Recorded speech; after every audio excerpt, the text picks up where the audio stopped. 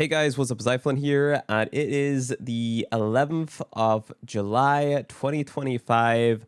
Digital Extremes or Warframe have started to post to Twitter a few little sneak peeks, snippets, hints, whatever you want to call it, of what they're going to be showing at Tennocon 2025. So this is a short little trailer, and the caption is, "Our history is smoke, blurred by dreams, guided by ghosts. Hear the story at twitch.tv/Warframe on July 19th at 4:30 p.m.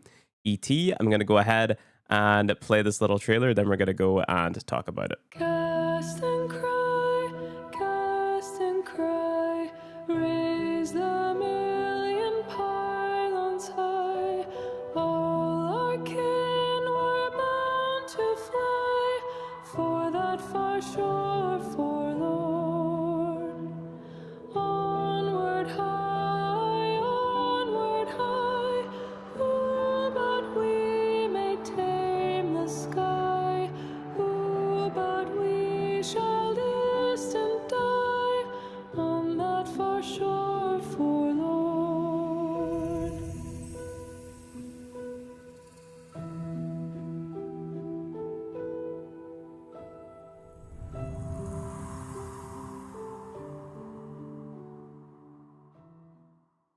All right, so I don't even know where to start with any of this because I'm not a Warframe lore nerd, but what I can tell you is that whoever was playing this is Mag Prime. They clearly don't know how to shield gate because Mag Prime, if you're playing them right, basically can't die. Besides the dead Mag, there's actually like a little, I think that's a Lotus flyer that's laying there. I don't know. I'm not a flyer nerd either, but there's a little flyer that's just sitting there. Like, I'm just going to be completely honest. I have no idea what any of this means other than it all looks really cool. Then later on in the little trailer, we got this thing that popped up. It says, "We swore to carry the sacred light of our dominion into the deepest dark." Not a clue what any of that means. So like, if you're a Warframe super lore nerd, leave like your thoughts and opinions down in the comment section below because I haven't got a clue. All I do know is that we're going to see more of this at Tennocon 2025 at 4:30 p.m. ET. Then above that, we have another Twitter post which reads, "The infested face of Deimos pulses and reaves, a virus aimed at a beating heart.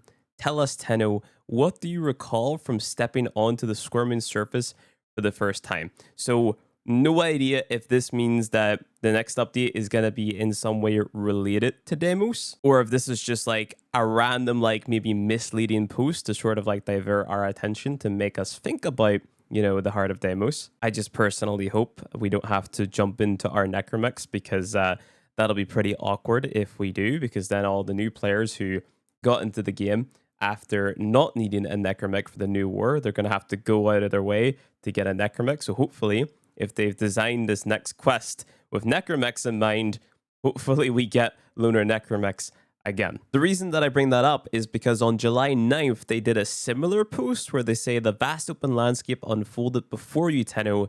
Do you remember when we first revealed the plains of Eidolon? What are your memories of exploring Earth or the settlement of Cetus? What new horizons will Tennocon 2025 present?" So I'm just sitting here like, what does this mean? What does Plains of Eidolon and the Heart of Deimos have in common, other than the fact that they're both open world environments? Now, the other thing is we also got this little trailer too. So this was on July 7th. Bear witness to the future of Warframe when the Tennocon 2025 relay experience goes live on July 19th at 4 p.m. ET. And then there's a learn more link. But we got this trailer, and a lot of people basically suspect that we're going to the Tau system. Now, because I'm not a lore nerd, I don't know what that means, but whenever I hear Tau system, I think of like, oh, maybe a new star chart. But then the realist inside of me thinks like, oh, maybe it's just going to be another area, just kind of like Hovenia. I don't know. But this trailer, it looks like the sun, and there's a hole in the sun, and it's on fire because it's the sun. So I don't really know. July 7th, my only hope is that truth still lingers inside you, buried within your mind. A new reality was forged of old memories. How did you react when you learned these truths for the first time? What new reality will be forged at Tennocon 2025?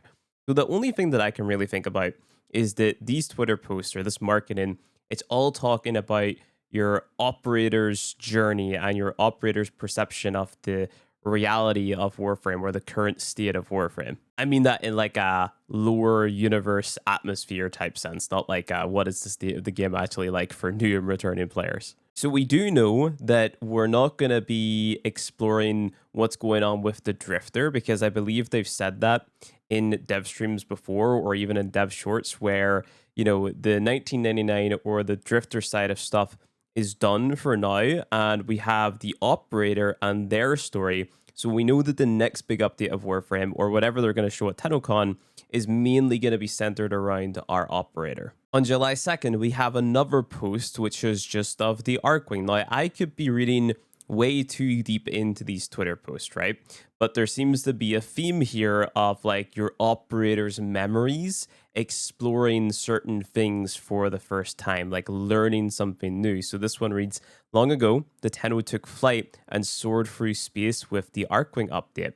Ahead of our next Tennocon, what do you remember of your first flight? What are some of your favorite Archwing memories? So it's all talking about remembering stuff, memories, etc., etc. June 30th, the very first like Tennocon 2025 post that I can find.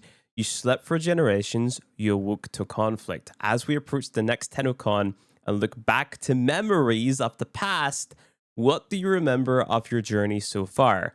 A journey that began here in this room of awakening. So like, surface level, these look like just generic posts asking you, the Twitter user, like how you feel about stuff, right? So this one is, we're on the road to the 10th Tennocon. It's been an amazing journey so far. We've introduced many Warframes and their prime counterparts over the years. Which Warframe reveal made your Tennocon shine the brightest? Then we also have this art, which is just your operator holding Lua in their hands. So what this says to me is like, we're going to be going back to Lua, and we're going to rediscover something about the history of our playable character in some way. So whenever I think about the history of Warframe, what immediately jumps into my mind is the old war. And I think that even more because of the dead mag that we seen in the trailer. So two things. We have a dead mag prime, and then we have this little lotus flyer sitting here as well. Now, there are two scenes that I can think of where we see a mag prime on their own fighting in the new war, and then we see a character, not necessarily your character, because your in-game character is going to be different compared to, like, you know, the marketing assets that the threw together. But also the little trailer where we see an operator of sorts placing down a lotus flyer. So check this out. This is the official Warframe opening trailer. So this is what you see at the very start of the game. Now look at what is in the right-hand side pocket of this character here. So it's like a lotus flyer, right? They're picking their starter Warframe. They're going to put down one of the flyers. But the only thing is, these aren't prime Warframes. They're just normal Warframes, right? So that's why I'm maybe like, maybe that's not what the actual up-to-date trailer is relating to. In-game, if you go to your codex and you go to the main quest tab, you go to Prelude to War, then you click on Era, you can press View Cinematic, and this just allows you to rewatch this cool cinematic here. And in this cinematic, there are prime Warframes. It says the old war. We actually see a mag prime fighting in here. Now, a big theme of Warframe, this is kind of spoiler territory, but it's about understanding your operator's like perception of reality, I guess you could say.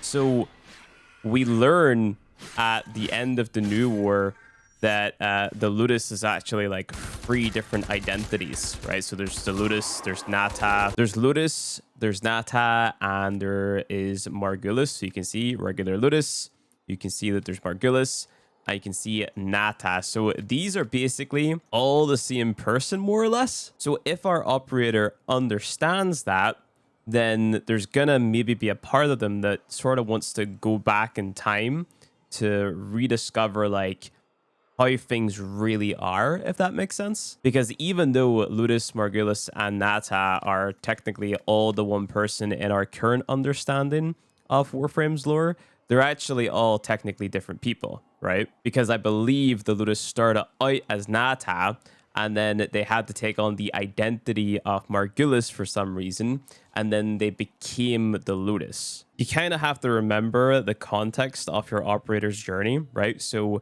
you weren't even aware that you were an operator when you first started the game. You thought you were just a Warframe, and then all of a sudden, you come up into Lua, and you find your operator sleeping. You literally carry yourself into your orbiter, then you get put into the transference seat, and you're just believing that the Ludus is some type of like good guy character in your story because they've been helping you out so far. So you really don't know what's going on, and the whole like story of the operator thus far has just been, you know, do what the Ludus says, maintain contact with the Ludus, you know, save the Ludus, etc., etc. But now that the new war has passed, after the new war, we got 1999 that basically introduced us to, you know, what the Drifter is going to be doing, which is going back in time to 1999 to help out the Hex and chase down Albrecht. But, you know, our operator is just sort of sitting around doing nothing, right? And obviously Albrecht and the Man in the Wall and all this stuff, that is like an ongoing threat that's going to be affecting both characters. So there's going to be tie-in every single like story update that we get. But our operator is probably sitting there being like, well, what the heck am I actually supposed to be doing? Like, where did I come from? What is my story? Because as far as I know, I woke up, I was a Warframe, I went to Lua, and then I carried myself out of my chair into another chair, and then I got these Zariman flashbacks, and I was in the Zariman, and apparently I came from there, and then some deal or something happened, and one version of myself went one way, then another version went this other way, but there's a lot of in between there, right? So how did the old war happen? Did I participate in it? Did I not participate in it? There's basically big blanks in your operator's memory. And I think the continuation of the operator's story is going to be filling in those blanks for the operator. And I also think the karmic system that we have that was introduced in the War Within, I think that's going to play a big role into that too. Because out of all of the Twitter posts, this is probably one of the most cryptic ones, and it relates back to the War Within, right? My only hope is that truth still lingers inside you, buried within your mind.